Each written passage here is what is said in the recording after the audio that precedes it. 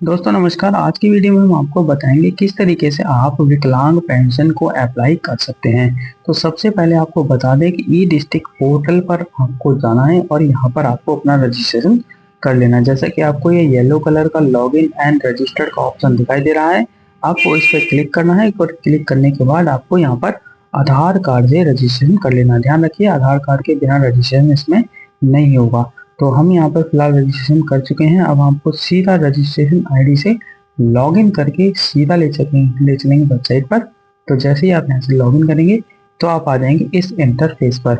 यहाँ पर आपको सर्च कर लेना है हाई नीड पेंशन स्कीम।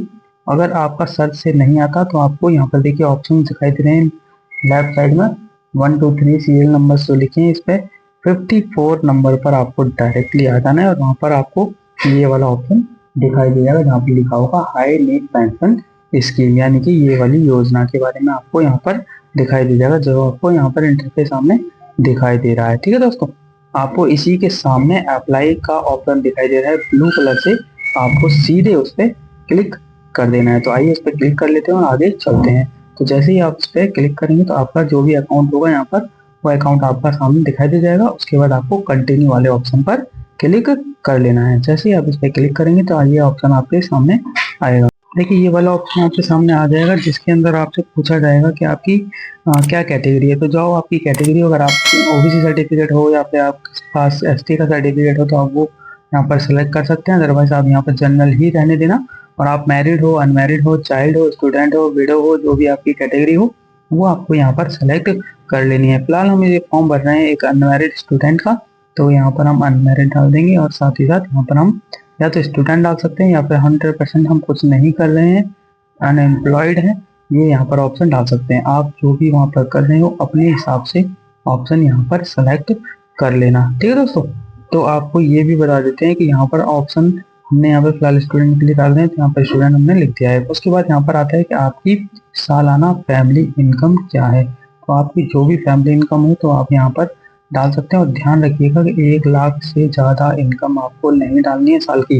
देखिए हम यहाँ पर 1,20,000 आपको डाल के दिखा रहे हैं, तो यहाँ पर एक येलो कलर का एरर टाइप का आ गया है। हालांकि एरर नहीं है लेकिन इसके बगैर सबमिट नहीं होगा। फिलहाल हम इसको अभी एक BC रहने देंगे और इसको हम एडिट कर देंगे बाद में। और आपको मेन मोटिव ये आपको दिखा देते हैं। देखिए यहाँ पर जो लिखा हुआ है, क्योंकि बहुत से लोग डाउट थे कि हमारी पेंशन ऑलरेडी आ रही है तो क्या हम इस फॉर्म को भर सकते हैं।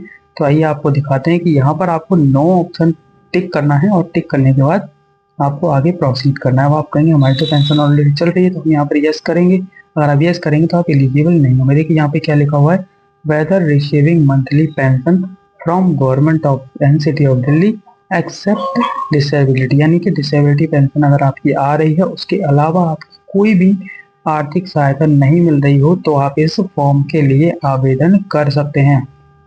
तो आपका I hope so doubt clear हो गया होगा कि जिनकी पेंशन ऑलरेडी आ रही है 2500 रुपये पर मंथ की, वो यहाँ पर नो करेंगे। ठीक है, और नो करने के बाद आपको ये प्रोसेस आगे फिर से बढ़ जाएगा। उसके बाद आपको यहाँ पर देखिए ये ध्यान रखिए कि यूडीआईडी कार्ड कंपलसरी है इसके लिए, क्योंकि यूडीआईडी कार्ड में परसेंटेज लिखी होती है कि आपकी विकलांगता कितने परसेंटेज में है। अब यहाँ पर ऑप्शन जो आ रहे हैं आपको यहाँ पर डिसेबिलिटी टाइप में जो भी आपकी डिसेबिलिटी हो वो आपको यहाँ पर कर लेना है। डीफ हैं आप, वीआई हैं या फिर लोकोमोटर हैं, जो भी आपकी हो विकलांगता वो आपको यहाँ पर सेलेक्ट करनी है। और यूडीआईडी में जितना भी परसेंटेज लिखा हुआ है वो आपको यहाँ पर मेंशन कर देना, चाहे वो 40% हो चाहे 50% हो, किसी का 75 होता है, किसी का 100 तक भी होता है। याद रखिए 40% से नीचे विकलांगता का यूडीआईडी कार्ड नहीं बनता है, तो 40 से ऊपर ही परसेंटेज होनी चाहिए। तो वो आपको यूडीआईडी कार्ड में जो भी होगी वही आपको भरनी है, अपने आप से कोई भी नहीं भरनी है।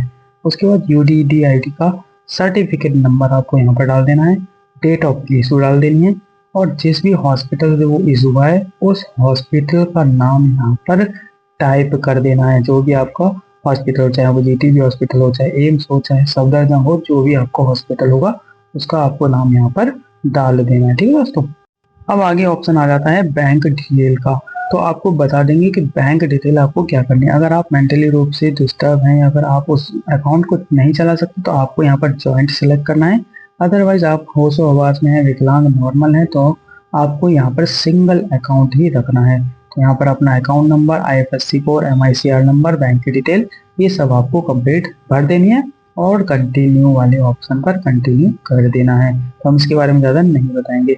अब हम आ गए सीधा डॉक्यूमेंट्स पर कि क्या क्या डॉक्यूमेंट्स आपको यहाँ पर लगाने हैं। देखिए आईडी प्रूफ के अंदर आप इन लिस्ट में से जो भी आपके पास आईडी प्रूफ हो, चाहे आधार कार्ड हो, चाहे पैन कार्ड हो, चाहे वोटर आईडी कार्ड हो, चाहे कोई भी आईडी प्रूफ हो, ये दी गई लिस्ट में से वो आईडी प्रूफ आपको यहाँ पर लगा देनी है। फिलहाल हम यहाँ पर आधार कार्ड लगाएंगे क्योंकि आधार कार्ड का ऑप्शन यहाँ पर है और आधार कार्ड हमारे पास है। उसके बाद देखिए यहाँ पर ऑप्शन आ रहा है कि 3 साल का आपको कोई डिटेल चाहिए यहाँ पर रहने की, रेजिडेंशियल प्रूफ लास्ट 3 ईयर।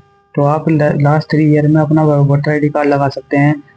यहाँ पर आप कोई गैस की स्लिप होगी वो लगा सकते हैं, या फिर आपका कोई ट्रीटमेंट चल रहा है वो लगा सकते हैं। इस तरीके का कोई भी एक प्रूफ लगा सकते हैं जो कि ये दर्शाता हो कि आपको इस जगह पर रहते हुए 3 साल या 3 साल से ज्यादा हो गए हैं। ठीक है दोस्तों।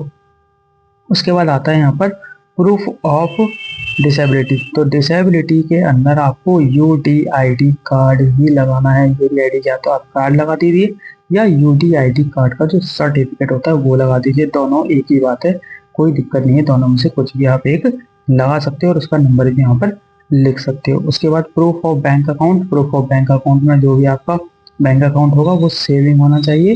करंट अकाउंट नहीं चलता इसके अंदर, तो सेविंग अकाउंट हो, चाहे वो आपका जॉइंट हो चाहे सिंगल हो। अगर आप डिसेबिलिटी हो, आपको नहीं पता है किसी तरीके का कुछ, तो आप अपने फैमिली मेंबर में किसी एक फादर या मदर के साथ अपना अकाउंट जॉइंट भी खुलवा करके इस अकाउंट को यहाँ पर ऐड कर सकते हो। तो यहाँ पर जॉइंट अकाउंट भी चल जाएगा और सेविंग सिंगल अकाउंट भी चल जाएगा। तो जो भी आपको लगाना हो वो आप यहाँ पर लगा देना।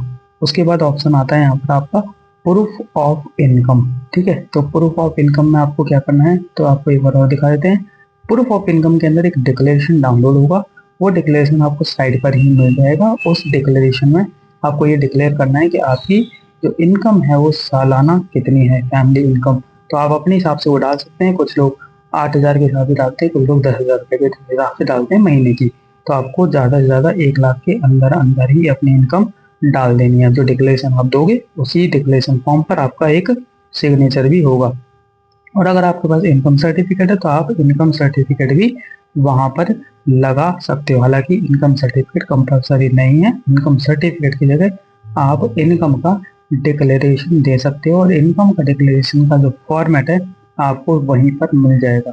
जैसे ही आप इस ऑप्शन पे क्लिक करेंगे और ड्राइव में जाएंगे तो वहां पर नीचे ही एक अटैचमेंट होगी जहां पर एक डिक्लेरेशन का फॉर्मेट निकलेगा। सिर्फ आपको उसमें अपनी जो भी आपकी सालाना इनकम है वो डालनी है और उसके बाद इस फॉर्म को सबमिट कर देना है। जैसे आप फॉर्म सबमिट करेंगे आपके पास एप्लीकेशन नंबर आ जाएगा जैसा कि आपको सामने दिखाई दे रहा है। और यहाँ पर financial assistance scheme for pension with benchmark disability आपको यहाँ पर दिख जाएगी। आई होप सो आपको वीडियो अच्छी लगी। वीडियो अच्छी लगी लाइक कर देना, चैनल पर नए सब्सक्राइब कर देना। धन्यवाद दोस्तों, मिलेंगे नेक्स्ट वीडियो में किसी नए टॉपिक के साथ।